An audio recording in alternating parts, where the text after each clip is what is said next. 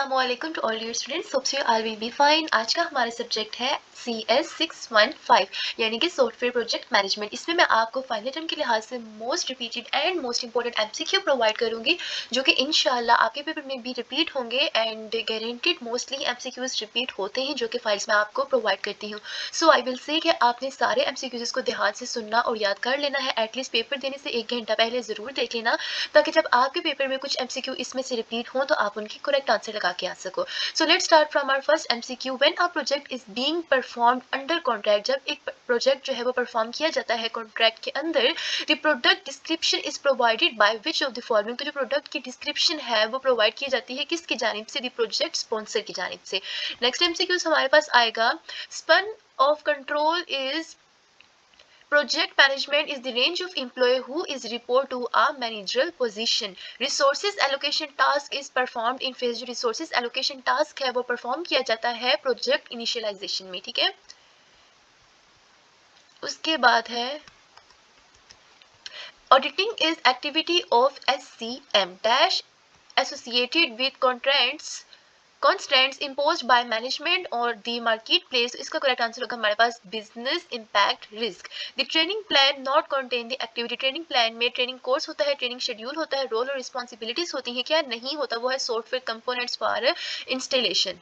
उसके बाद है Dash is the evolutionary life cycle model that combines the linear nature of the waterfall model, जैसे कि आपको पता है कि मिड टर्म में ये waterfall model बहुत इंपॉर्टेंट था, and the iterative nature of the prototyping model। तो ये क्या है? the spiral model। ये आपके मिड टर्म के MCQs में से भी रिपीट हुआ है। उसके बाद people are managed through an organization structure। जो people मैनेज करते हैं organization structure के through, these hierarchical structure is based on। तो ये कौन सी बेस पे होता है? Four cornerstones of the management। उसके बाद traditional structure of business organisation are of dash types. Traditional structure business organisation के कितने टाइप्स के होते हैं? टोटल 4। स्पेसिफाई एनी कंपनी और industry, specify standards that are relevant to performing the work is called applicable standards. Next है to calculate the estimated effort. Estimated effort को calculate करने के लिए using the intermediate COMO technique you use the formula E is equal to EAF multiply by EI। ये आपका most important and repeated MCQ है, तो याद रखना आप लोगों ने CO कोकोमो टेक्निक जो है वो किस तरीके से इस्तेमाल होगी? E is equal to EAF multiply by EI। Next MCQ है हमारे पास, using the intermediate COCOMO technique effort is calculated in 3 step process. WBS is not a listing of task और एक्टिविटी। नेक्स्ट है dash is not a guideline for creating a software project schedule. तो decomposition जो है वो guideline नहीं है software project schedule को create करने के लिए। नेक्स्ट है डिवाइडिंग अ software project into phase. Software project को डिवाइड करने के लिए फेसेस के अंदर हेल्प्स यू इन मैनेजिंग। क्या हेल्प करता है हमारी?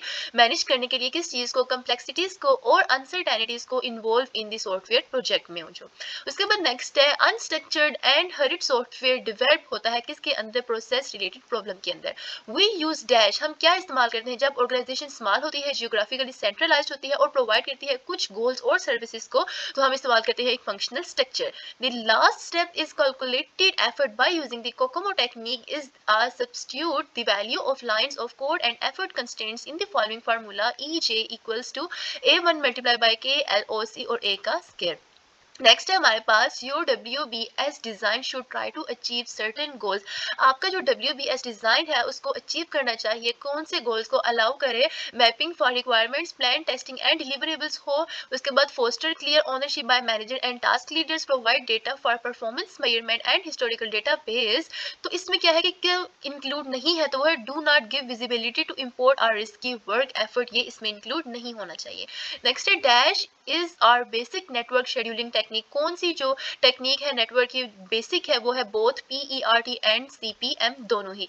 Dash is are common component of PERT and CPM। तो activities, critical path, nodes and network common components हैं PERT और CPM के। ये आपके शॉर्ट क्वेश्चन के लिहाज से भी इंपॉर्टेंट है। उसके बाद रिस्क आइडेंटिफिकेशन इन्वॉल्व करता है determining which risk might effect the project, documenting there characteristic, identify risk that may occur on a particular project. और इसमें क्या इंक्लूड नहीं है? वो है रिस्क प्रोबेबिलिटी। अच्छा स्टूडेंट ये वाले एमसीक्यूज एग्जैक्ट इसी तरह से ही रिपीट होते हैं क्योंकि आपके पास पेपर के एमसीक्यूज हैं and as you all know कि आपके हैंडआउट्स जो हैं वो चेंज नहीं हुए हैं, तो वही हैंडआउट्स के आपके बार बार वही पेपर आपको प्रोवाइड किए जाते हैं जो कि एमसीक्यूज की एक लॉन्ग लिस्ट है। सो कुछ एमसीक्यूज आपके पेपर से मेरे पास मौजूद हैं तो आपने इनको जरूर ही याद कर लेना है। उसके बाद है one of the more recent developments in quality assurance is the realization the quality its dash attribute that either exists or does not exist, not a binary. Next MCQs है जी, the amount of training time needed, amount of training time को चाहिए for a new user is called user friendliness. Resources जो है वो assigned होते हैं task for the following reason, किस reason के लिए, both standard rate और overtime rate के लिए. Dash committee is set up to monitor implementation committee, कौन सी कमेटी जो है वो सेटअप की जाती है मॉनिटर करने के लिए इम्प्लीमेंटेशन कमेटी को, तो वो है implementation coordination. The user representatives The user representative gives करते हैं the sign offer after accepting testing. Next MCQ हमारे पास the primary input to create the software is a project resources. Fizzy user are a dash related problem product. Fizzy user जो हैं वो problem related product होते हैं. If every requirement stated in the software requirement specification SRS has only one interpretation, SRS is said to be ambiguous. Next है if every requirement can be checked, अगर तमाम ही requirement check की जा सकती हों by a cost effective process then the SRS क्या होगा, verifiable होगा. नेक्स्ट है जी, which of the following is an output from software development process. अच्छा इसकी फुल फॉर्म भी याद कर लें, आपका एमसीक्यू पास सकता है. SDP stand for software development process. तो इनमें से कौन सी है following output from software development, तो वो है project plan. The activity that distributes, ऐसी एक्टिविटी जो कि डिस्ट्रीब्यूट करे estimated effort across the plan project duration by allocating the effort to specific software engineering task is called project schedule. Requirement can be refined using, requirement हम लोग refined कर सकते हैं किसको इस्तेमाल करते हुए, प्रोटोटाइपिंग को. The ISO quality assurance standard that applies to software engineering is ISO 9003. ठीक है, इंपोर्टेंट एमसीक्यू है कि ऐसी ISO क्वालिटी एश्योरेंस स्टैंडर्ड जो कि अप्लाई की जाती है सॉफ्टवेयर इंजीनियरिंग के ऊपर, वो कौन सी है, ISO 9003. नेक्स्ट है all activities lying on critical path have slack time equal to 0. Important MCQs है कि तमाम एक्टिविटीज जो कि लाई करती हूँ क्रिटिकल पाथ में उसका स्लैक टाइम क्या होगा, 0. Which of the following planning is highly affected by organisational planning, तो वो है communication planning. Which of the following is not a size metric, इनमें से कौन सा साइज मैट्रिक नहीं है, तो वो है साइक्लोमैटिक कॉम्प्लेक्सिटी. नेक्स्ट है द मॉडल दैट अज्यूम्स, ऐसा मॉडल जो कि अज्यूम करे एफर्ट को और डेवलपमेंट को टाइम में or function of product size alone is called basic COCOMO model. Next हमारे पास एमसीक्यू है, how many risk stages are there in risk management plan. Risk management plan के अंदर कितनी स्टेजेस होती हैं, तो वो होती हैं total 5. Functional decomposition of a software project is a division of the system into operational components. Dash is another important factor, dash जो है वो एक अनदर इंपॉर्टेंट फैक्टर है जो कि अफेक्ट करता है एक्यूरेसी और एफिशिएंसी को, एस्टिमेट करता है प्रोजेक्ट के साइज को. SPM stands for critical path model. Important MCQ है जी, SPM की फुल फॉर्म क्या होगी, क्रिटिकल पाथ मॉडल. नेक्स्ट है हमारे पास the source line of code CLOC technique is language dependent. उसके बाद है scheduling for software engineering project can be viewed from dash rather different perspective too. ठीक है, शेड्यूलिंग सॉफ्टवेयर इंजीनियरिंग प्रोजेक्ट्स जो हैं वो देखे जा सकते हैं दो से. ठीक है, उसके बाद है estimation of following critical factors estimational होते हैं एक्सेप्ट 3 के. नेक्स्ट है which of the following guideline for creating, Which of the following guideline for creating the software project schedule is used to group similar tasks and activities so that they are completed successfully is called classification.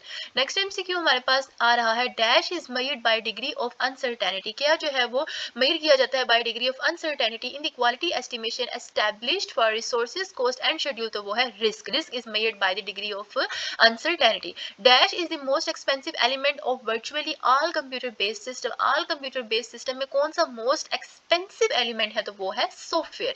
Which of the following tool and techniques show the impact of one decisions over another as well as the probability and cost of each risk alone? A logical path is called discussion tree. Dash is not an evaluation method used to validate performance, is called business development. CSOM stands for C for computer, S for system, O for operator और M for manual. ठीक है, CSOM stands for computer system operator manual. Dash are tangible results. क्या जो है वो tangible result है by processing the system such as product or services for consumer is called output. Next MCQ हमारे पास आ रहा है, the dash is the project management process. as क्या है जो कि project management process है, फोकस करता है change associated with error correction adaptation requirement के ऊपर as a software environment evolves and changed due to enhancement which brought about changing customer requirement is the support phase.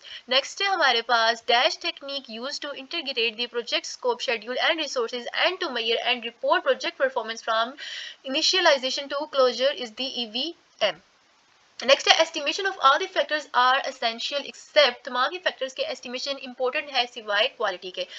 It is the dash responsibility to select the structure best suited for project is the project management. It is the project management responsibility कि select करे structure को best जो कि suit हो project के लिए suitable हो. उसके बाद to expand or contact project scope, to modify cost or schedule estimate are example of change request.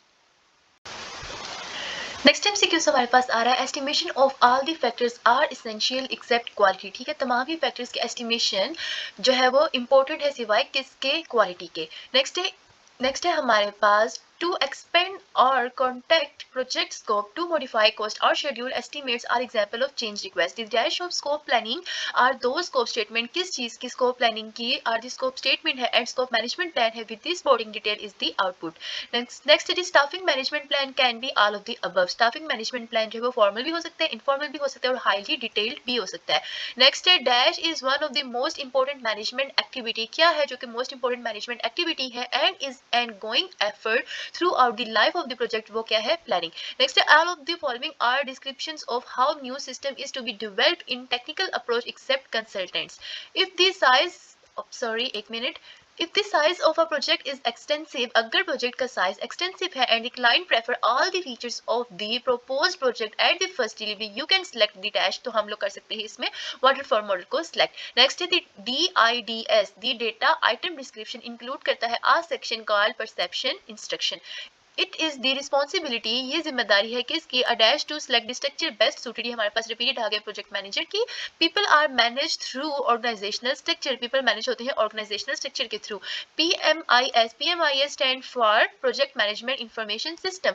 The dash is the process of progressively elaborating and documenting the project work that produce the project of the project scope planning. ठीक है, scope planning एक process है जो कि progressively detail देता है और document करता है प्रोजेक्ट के वर्क को जो कि प्रोड्यूस करे product to the project. Next, a dash contract is a commitment by the developer to provide an agreed product or service for an agreed fee within the agreed schedule fixed price. Okay, so that's it. हम लोग ये अभी दूसरी file open करेंगे.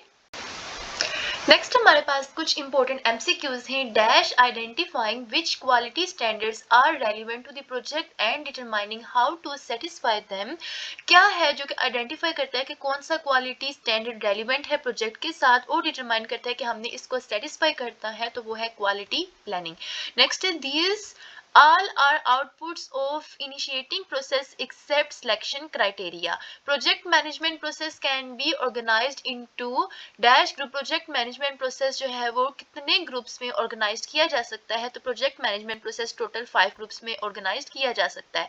Next हमारे पास product quality depends on its conference to all of the given. Product की जो क्वालिटी है वो डिपेंड करती है सॉफ्टवेयर रिक्वायरमेंट्स के ऊपर, डेवलपमेंट स्टैंडर्ड्स के ऊपर और इम्प्लीसिट रिक्वायरमेंट्स के ऊपर. नेक्स्ट हमारे पास एमसीक्यू आ रहा है dash is the technical kernel of software engineering, तो वो है design.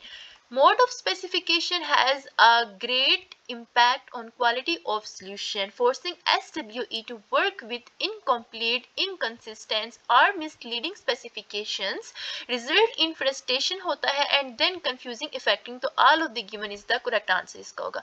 Finally the specification includes finally specification include करती है both bibliography को भी और appendix को भी.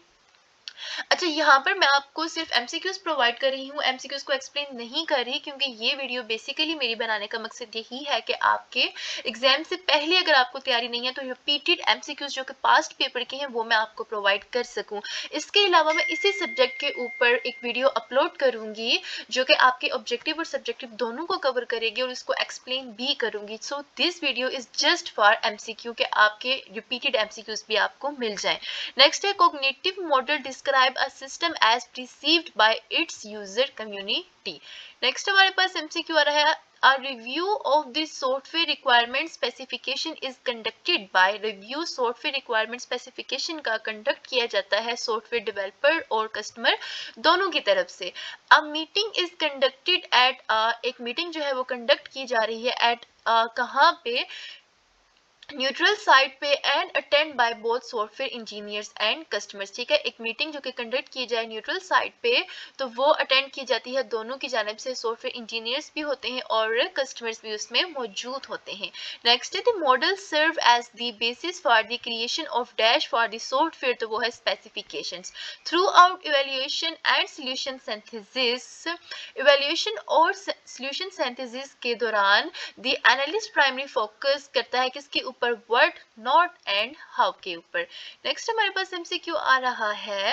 इन problem evaluation area of effort once problem have been identified, जब प्रॉब्लम आइडेंटिफाइड हो जाए द डैश डिटरमाइंस, क्या है जो डिटरमाइन करेगा कि क्या इंफॉर्मेशन प्रोड्यूस की जाएगी by the new system and what data will be provided to the system, तो वो कौन देखेगा, एनालिस्ट का काम होगा.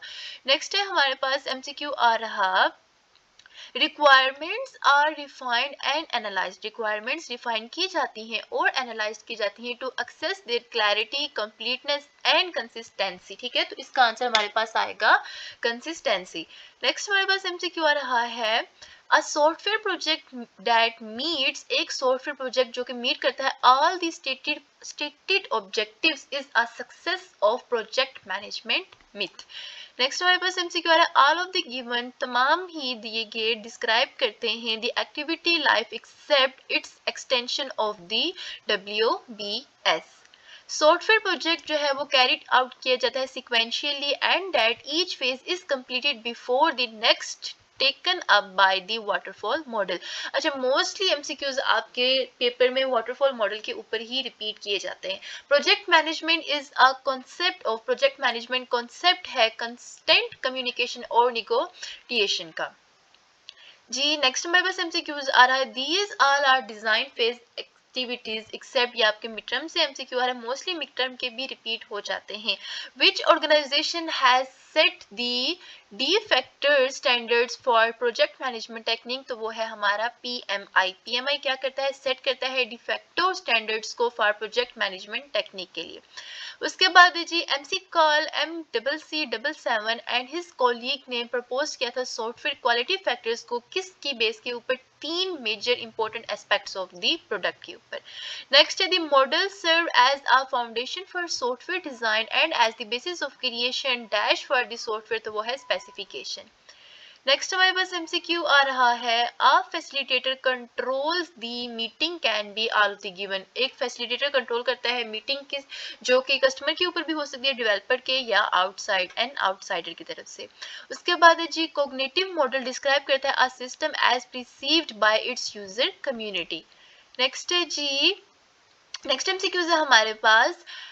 Upon evaluating current problems and desired information input and output, the analyst begins to synthesize solutions. These all are the product revision factors except usability. ठीक है, maintainability, flexibility and testability ये क्या है, प्रोडक्ट रिवीजन फैक्टर्स है. Usability इसमें include नहीं होता है.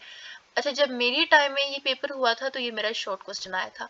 नेक्स्ट है जी foundational design concepts are, foundational design concepts informational hiding होते हैं, एब्स्ट्रैक्शन होते हैं और इनहेरिटेंस होते हैं.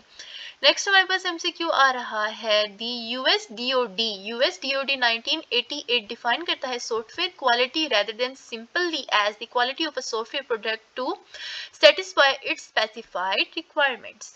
So here we are on the next MCQ.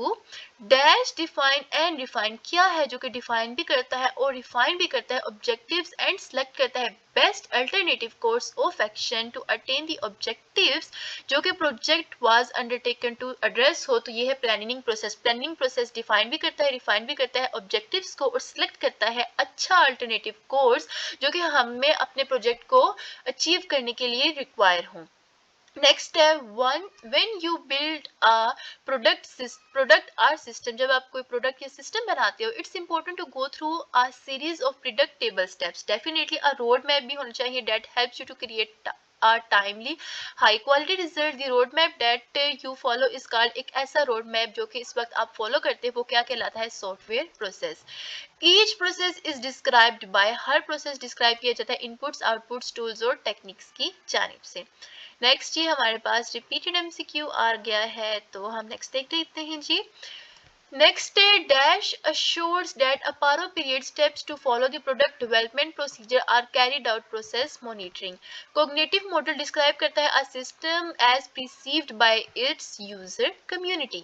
Synchronization control helps to ensure that parallel changes performed by two different people do not override one another. Next है जी, these all are the transaction factors. ये सारे ही transaction factors हैं. इस और क्या नहीं है वो है testability. Testability transaction factors में नहीं आता. उसके बाद जी the control variants you can use variant control register. ठीक है, ऐसा कंट्रोल जो कि आप यूज कर सकते हो एज अ कंट्रोल वेरिएंट, तो वो है variant control register. The introduction of the software requirements specification state the goals and objectives of the software. The British Standard Institution 1986 has stated the quality as quality in the eye of beholder, a matter of the client judgment. Check in and check out facilities provide करती हैं synchronization control को. Okay, check in and check out facilities provide करती हैं synchronisation.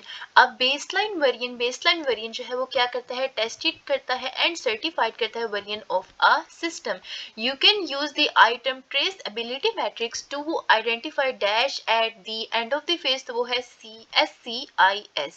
Defined scope is a product related problem. Software requirement engineering is a process of all except design. Software engineering requirements जो है वो process है discovery का refinement का specification का, और इसमें क्या इंक्लूड नहीं होगा वो है डिजाइन. नेक्स्ट है the model serve as the basis for the creation of specification for the software. Most software project managers practice a lot of management techniques that are of doubtful authenticity are called project management myths. The introduction of the software requirement specification states the goals and objectives of the software.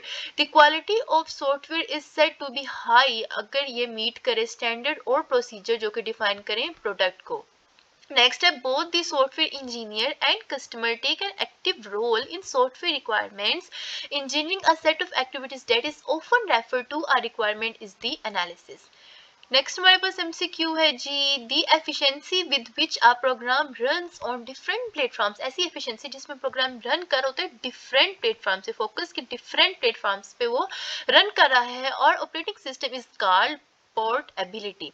Next is efficiency with which a program runs on different platforms or operating system is false. Reusability नहीं है, portability है. ठीक है, ये हमने अभी इसकी definition पढ़ ली है.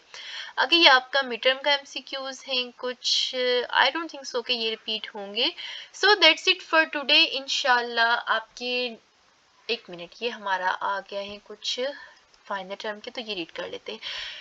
अच्छा जी, नेक्स्ट है जी, the dash theory when deliverables of a project are more important that it phase. This normally happens when the deliverable are decided before the project begins. Select the correct option तो होगा deliverable based.